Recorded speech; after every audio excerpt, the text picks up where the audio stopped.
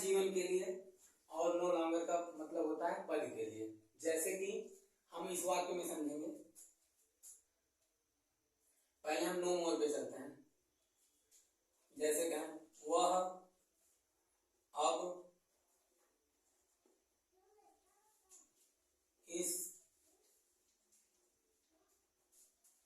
दुनिया, अब इस दुनिया में, वो अब इस दुनिया में नहीं रहे, नहीं रहे। जैसे वह का हम लिखेंगे ही इज, वह नहीं रहे। जैसे कि कहने का मतलब है अब वह अब इस दुनिया में नहीं रहे, तो वह के लिए लगा दिए ही, नहीं रहे हैं। ही इज नो मोर। मैंने पहले क्या किया कि सब्जेक्ट को पहले लगाया ही, फिर इज हेल्पिंग वर्ब लिया मैंने इज, फिर अब यूज को लेंगे इस दुनिया के लिए। जैसे जीवन में, जीवन के लिए, इस दुनिया के लिए वही है, एक ही है, तो मृत्यु के लिए संबंधित है, तो मृत्यु से संबंधित हम लिखेंगे जीवन के लिए, तो लिखेंगे इस दुनिया का जो है, मतलब कि अब इस दुनिया में नहीं रहे। ठीक है, नहीं रहे के लिए जो आ रहा है हमारा लिखेंगे नो मोर। कहाँ नहीं है? इस दुनिया में। No more in this world, in this world, in this world. अब इस दुनिया में नहीं रहे, इसी का हिस्सा ये है, इसका हिस्सा है, वह अब इस दुनिया में नहीं रहे। He is no more in this world, ये आपका हुआ कंप्लीट। वैसे ही हम देखेंगे सेकेंड को, जैसे कि हमारा दूसरा वाक्य है नो लॉन्गर, मतलब पद के लिए। जैसे कहने का मतलब है ये, रमेश अब डॉक्टर नहीं है।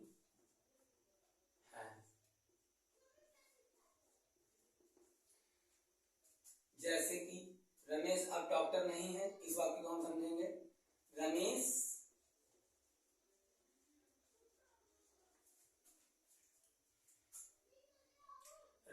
Is no longer doctor.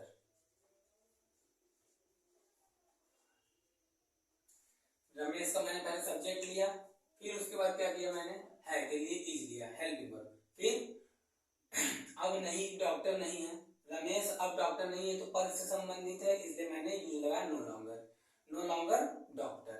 Any problem? इस वाक्य को अभी मैं 2 वाक्य लिख रहा हूं, आप उसे बना के मुझे कमेंट बॉक्स में डालें।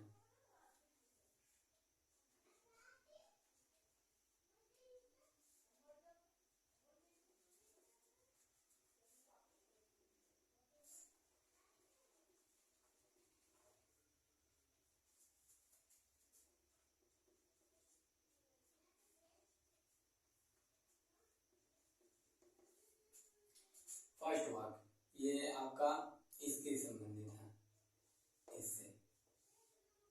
इससे संबंधित है, इससे संबंधित है, और जो ये वाक्य आएगा इससे संबंधित हो जाएगा।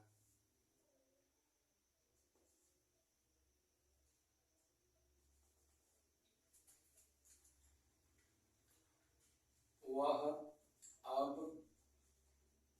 इस दुनिया में